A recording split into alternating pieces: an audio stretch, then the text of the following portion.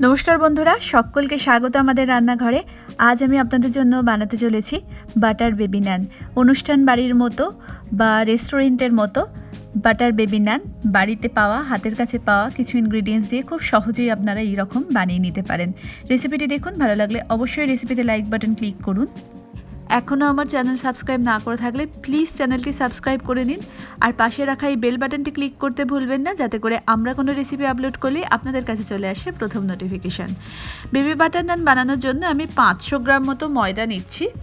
এতে আমি একটু নুন দিলাম, অল্প একটু চিনি দেব, আর হাফ টিস্পুন বেকিং সোডা দেব, আর 1 টিস্পুন বেকিং পাউডার দিচ্ছি। সব ড্রাই ইনগ্রিডিয়েন্টসগুলো দিয়ে একবার ভালোভাবে এটা মিশিয়ে নিচ্ছি। এরপর এটাতে 1 টেবিল স্পুন ফুল সাদা তেল দিলাম, তারপরে আবার ভালোভাবে এটা পুরো মিশিয়ে নিলাম।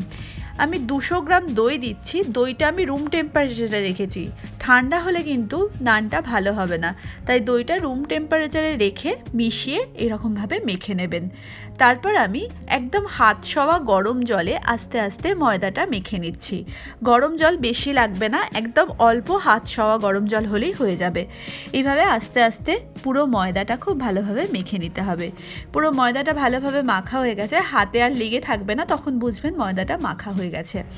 এরপর এটাতে অল্প একটু সাদা তেল হাতেতে ভালোভাবে আমি মিশিয়ে এখানে লাগিয়ে দিলাম। এবার এটা আমি ঢাকা দিয়ে রেখে দেব।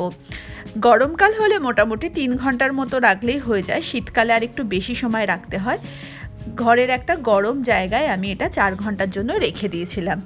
এরপর 4 ঘন্টা পরে আমি খুলে এটা আপনাদেরকে দেখাচ্ছি। এটা মোটামুটি সেট হয়ে গেছে।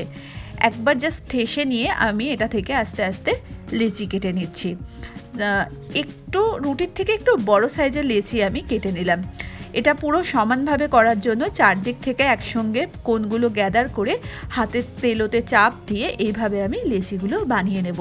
সব লেচিগুলো বানানো হয়ে গেলে আমি নানটা ভালোভাবে বেলে নেব।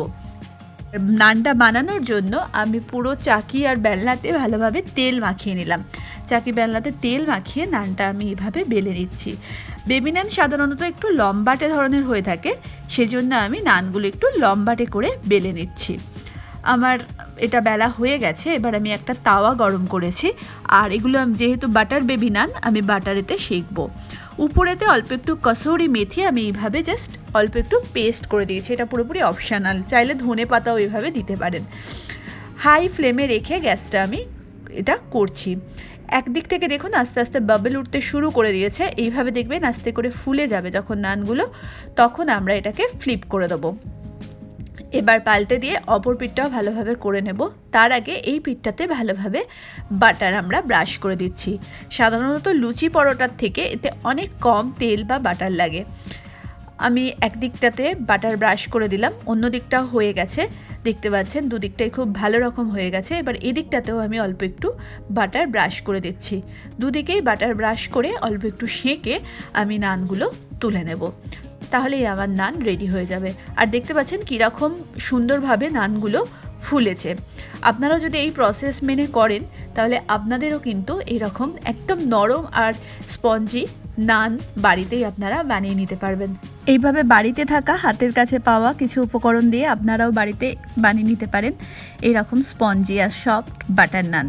আশা করি রেসিপিটা আপনাদের ভালো লেগেছে। আজকের মতো এতটাই। নমস্কার।